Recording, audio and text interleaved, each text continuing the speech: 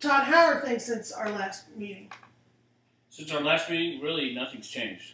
Everything's the same. As you can see, the problem here, the texting, the not paying attention, not taking things seriously. I think it all ties in. I think it all ties into what we talked about last time. So, Tyler, if you could, Tyler, is this normal is this? Oh yeah, this is normal. This is normally what we go through. And, okay, you mentioned last time that his actions, his decisions, his choices make you feel like his decisions have no impact on others. What do you mean by that? I don't think he realizes that the decisions he's making now are impacting our lives. I think that he doesn't realize. Because it's not affecting yours. It's me. It has nothing to do with you. It's not about you. That's what you don't understand. It's me. It's about me. Not everything is about you. Do you not get that? That's why I don't respect anything you have to say to me anymore. Because it's not all about you. It has to do with me and not you. And you need to comprehend that. You need to understand that and get that through your head. Okay, Tyler, can you not see where your father's coming from when he says that your decisions impact other people? No, I can't, because who they impact are the people that I directly do them to, and by me texting when I text, or talking how I talk, or talking when I talk, or doing what I do at school, it doesn't have anything to do with him, because he's not there. What do you mean he's not there? He's not at school with me. He's not on the other end of my text message line. What does it have to do with him? Okay. I mean, let's be honest here. Let's be for real. Okay, let's be honest here. How does who I'm texting? I'm an 18-year-old man. How does who I'm texting have anything to do with him?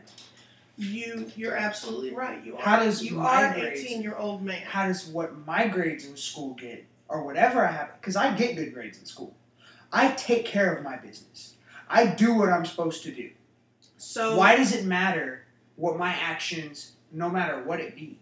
So as an 18-year-old who has just about finished high school is supposed to go and proceed with a full ride scholarship. A full ride scholarship yes, to an Ivy League school, having unprotected sex is the behavior of a man? Yeah. Because at 18 years old with a full ride Ivy League scholarship, yeah.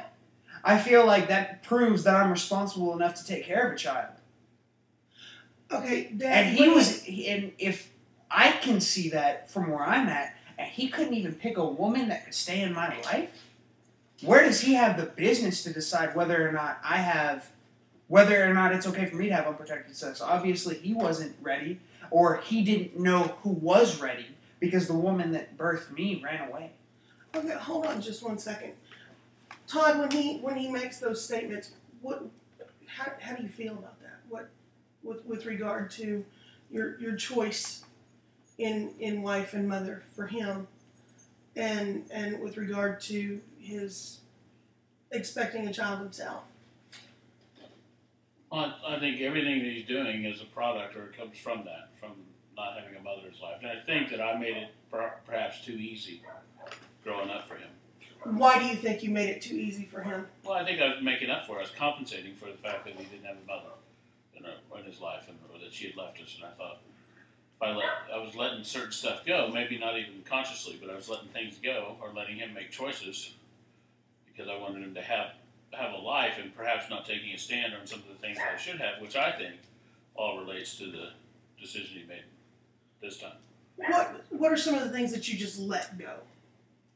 Well, I just think they incrementally. I think they just if you collectively put them all together, that's led to this. But so, I think there's all sorts of little things. It's all about taking responsibility, and I don't think he's taking responsibility for his actions. So if I understand you correctly, what you're saying is, in an effort to perhaps shelter him from the loss of his mother, you felt like maybe being a little bit more permissive with his behavior. Hold on. Sir, excuse me. And allowing him to get away with some things that maybe you otherwise wouldn't have. Right, exactly. Okay, Tyler. Mhm. I'm going to have to ask you to put that away, please. Thank you. We really need to work on this. When you hear what your father has to say, okay, and you hear what you've had to say,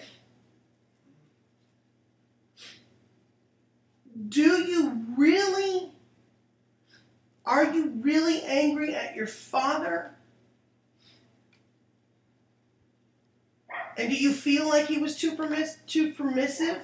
And so it's just okay to make these sorts of decisions and be disrespectful to him and others? I feel like at the beginning, yeah, it was, but at the same time, I'm gonna do better than what he ever did. So why do you think you're gonna do better than he ever did? Where's his Ivy League full ride scholarship? And you really honestly believe that raising a child, a newborn, you're going to be able to pursue that full ride scholarship to an Ivy League school? Yeah. I'll figure it out. I'll work it out just like I have everything else. What all have you figured out? I figured out how to grow up without a mom. That's pretty hard, considering one of the main important things that most of every child grows up with is a mother. And I figured out how to do everything I have now without it. Do you not think that perhaps instead of being angry about it and angry with your father about it, do you not think that maybe you could learn to work together with him? Because it sounds, unless I misunderstand, it sounds to me like you're making having this child okay because you're going to teach him the right way to father. Is that what I'm hearing or no? Yeah.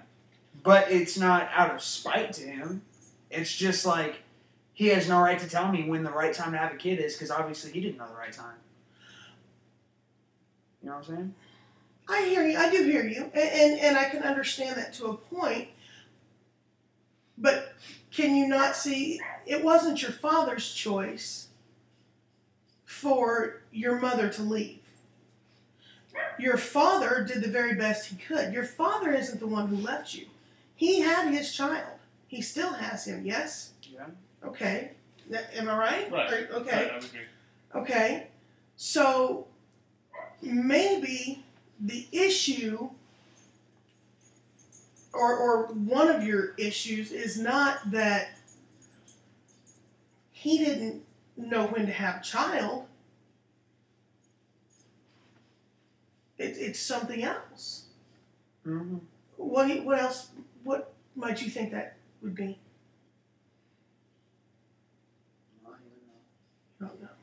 Well, I think he feels like that if I drove away his mother, then I'm going to drive him away too, maybe. Or he feels like maybe that he blames me for driving away his mother, and then that in turn means that he had to grow up without a mother.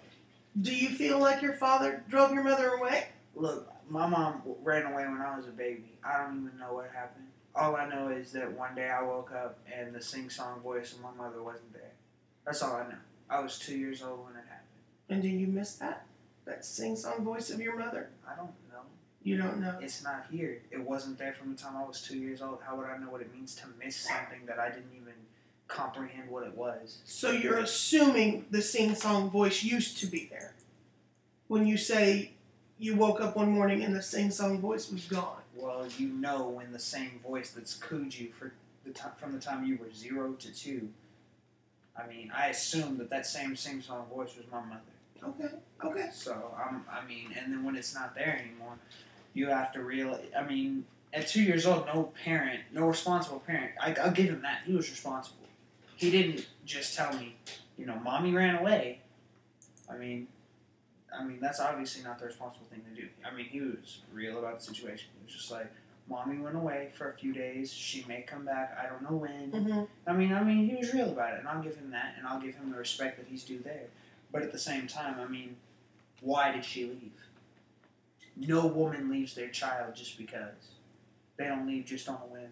Someone has to drive them away. Okay. You both mentioned in our previous session that historically, throughout your family, you mentioned it with not only your father but your grandfather, the men in your family just don't address issues. You talk all around it, you kind of touch on it, and about when you think you're really going to start solving the issue, you shut down. Or when you really start, not necessarily solving the issue, when you're really going to get into the meat of the issue, you shut down, start, whether it's yelling or just walking away or making jokes or pulling out a cell phone. Look, miss, with all due respect, I handle my issues. I think your father's inclined to disagree with that. I'm about to have a baby. Yes, you are at 18. I'm about to go to Brown University, one of the most prestigious universities in the world. And they're going to welcome you with open arms with your child, you think? Yeah, I think they have dorms set up for... I don't think they've got family dorms. I think I can do whatever I want as long as I do what they ask me to do. I think as long as I'm turning in my schoolwork and getting the grades that they expect me to get, that's all that's important. You've said a mouthful there. I know when I was raising children, that just, I'm going to be realistic with you now. I'm going to tell you realistically what I think you need to do. I think that you and your father both need to sit down and talk to one another. For real. I think you, sir, need to drop the attitude. You need to put away the cell phone. And you need to stop believing that you're 10 feet tall and bulletproof. You're an 18-year-old young man. You are ready to take the bull by the horns. I get that. But so are a lot of other 18-year-old men. And there are 18-year-olds out there, and very few that I know, who are prepared to be full-time fathers and full-time college students. I think in our next session, before we meet again, I would really like for you guys to tackle and really think about, why do you feel the need to try and keep him in this protective bubble instead of dealing with the fact that your wife left? Because you've told me previously you've never dealt with that. You felt like the way to handle that was to shelter Tyler. You've got to figure out why you think it's okay to just throw caution to the wind and not concern yourself with making informed, educated decisions. You're obviously a very smart young man. Because of your situation, you are in some ways wise beyond your years. But in others, you're still a very young child. A very young, hurt child. And that very young, hurt child needs to be addressed. So, can we agree with that? And you guys can work together on that, and we'll meet again, and we'll go from there. Okay. Sound good? Good. When's the next meeting? We'll meet in 2 weeks. We'll set the appointment when we go out front. We'll see you then, Miss Elaine. Sounds good. Thanks, guys.